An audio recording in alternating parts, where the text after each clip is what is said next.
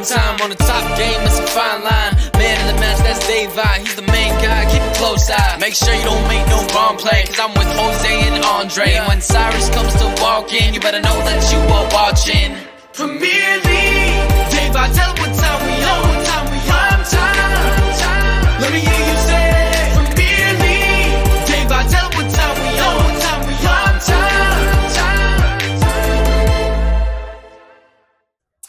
Hello and welcome to Premier League Prime Time. Arsenal 2, Manchester United 1 in this pre-season match at SoFi Stadium here in sunny and warm LA, California. And for all those wondering, yes, I am back.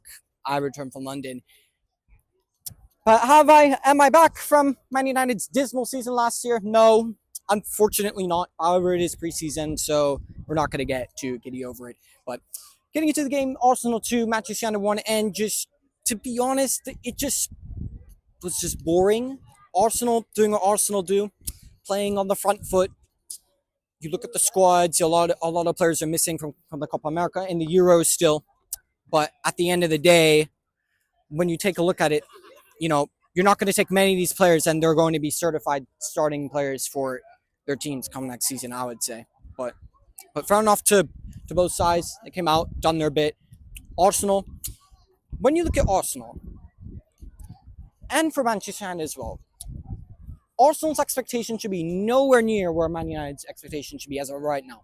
After finishing 8th, after we had our lowest goal tally, we had a negative goal difference, minus goal difference in the Premier League, minus 2 goal difference in the Champions League is just dismal.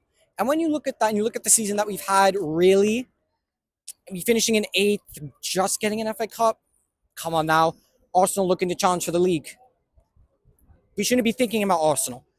We should be thinking about Liverpool, really. Teams like that. Because also Man City are going to be right at the top again, battling for the league. And no one's going to just get anywhere near there. So let's just be real. Looking at some of the players again, just players that I just screamed all last season. Anthony! I think the best thing you can do is just get this guy out on loan. Best thing you can do, really, because just every time I saw this guy receive the ball, would receive it, would lose it. Receive it, would lose it. How are you losing in a battle against Zinchenko at left back? I don't care if it's preseason. You should not be getting pocketed by Zinchenko. I do not care. The guy gets literally torn apart for fun by wingers in the Premier League. And Anthony, the 90 million pound player that we signed, is getting pocketed by Alexander Zinchenko.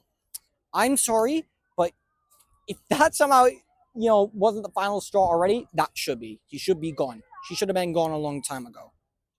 Let's be real about it. Scott McTominay doing what Scott McTominay does. When you need him, what does he do? The vanishing act. David Copperfield, it should be, I don't know, Scott Copperfield or something like that. I don't know. Because he just disappears all the time. Where was he?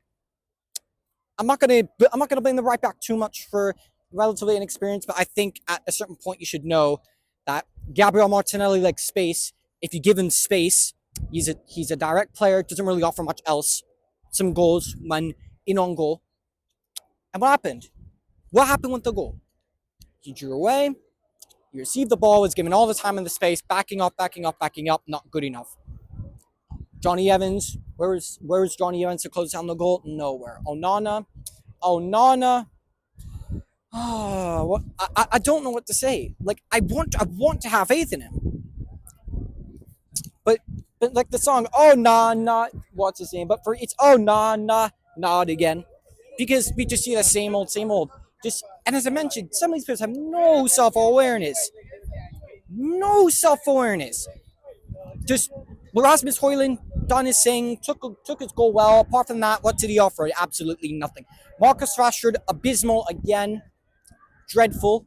Where was he? Nowhere to be found again. Everyone, as always, wants to make Jadon Sancho the scapegoat, wants to back Ten Hag about not playing Ahmad.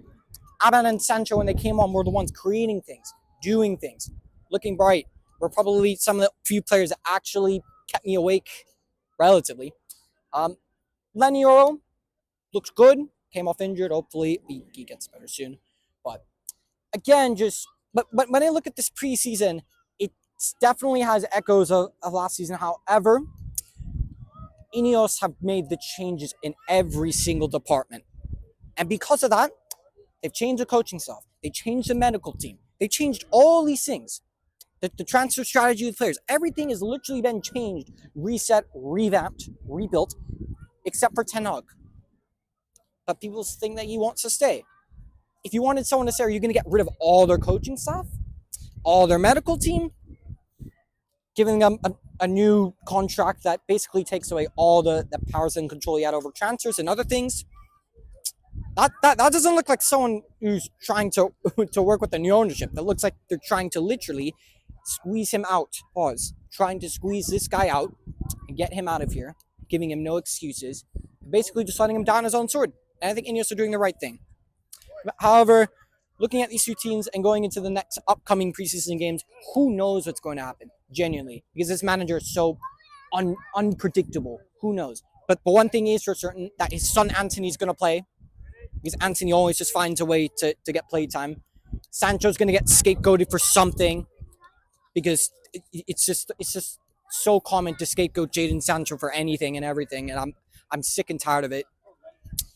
Ahmad will probably play during preseason, and then we'll come on, and then we'll go into the season. No starts really, chances off the bench, because I know it's going to happen. But people will call me negative and all this, but it is what it is. It's inevitable. We're going to see Garnacho straight back into the team. Rashford might be hit or miss. He might get some goals. Who knows? Maguire might still be here. Lindelof is somehow still here, which at this point, I don't know how or why. But that's all I have to say, really, because the game was just so boring. There just wasn't a lot. I think the penalty shoot at the end was just kind of pointless.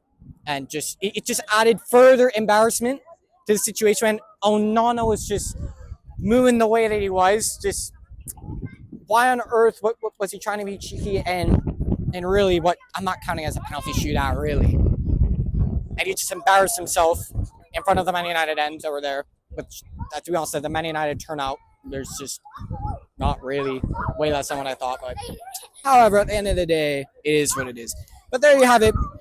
There's the brief post-match analysis. Arsenal 2, Manchester United 1, and we'll see you in the next one.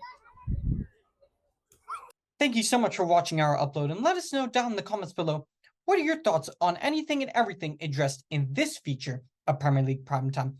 Smash a like on the video, and make sure you subscribe to our channel. And be sure to check out our other platforms on Instagram, Spotify, and Apple Podcasts.